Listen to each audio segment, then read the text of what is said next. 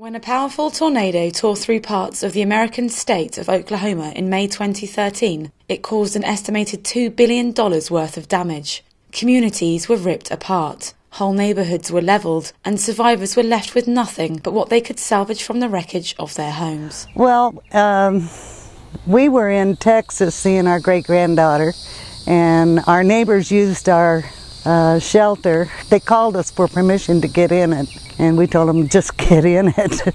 And then they called us and told us that our house was gone and theirs was gone. It was a shock because everything in it was what we had. Many were quick to offer assistance, especially in Moore, Oklahoma's 7th largest city.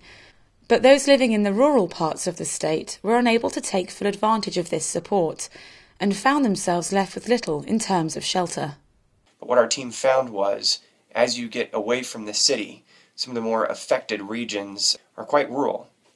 In rural communities, it's hard to provide assistance, it's hard to find some of the families because they live on 10-acre tracts. As we were driving around and assessing some of the areas and speaking with the families and speaking with community leaders, where a number of families are living out of their cars that were damaged as a result of the tornadoes. When they get inside their car at night, they put a tarp over the top of it to keep the wind and rain out.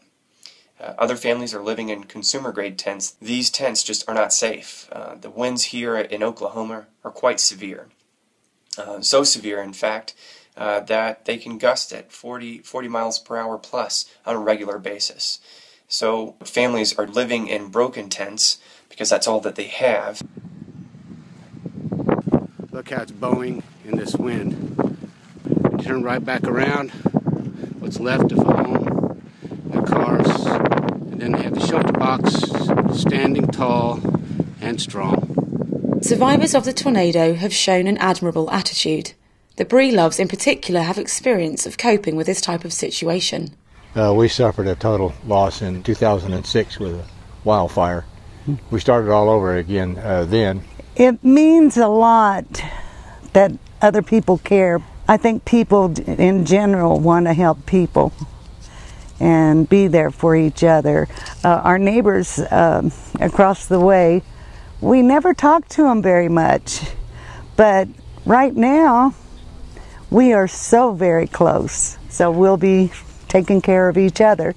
Even when developed countries are hit and there is seemingly overwhelming support for disaster survivors, there can still be a need for ShelterBox to provide its experience and aid to support those worst affected communities. We have 2 children, and so we have to keep on going because that's what we've always taught them. You fall down, you get up, brush it off, and go again. So that's what we're doing.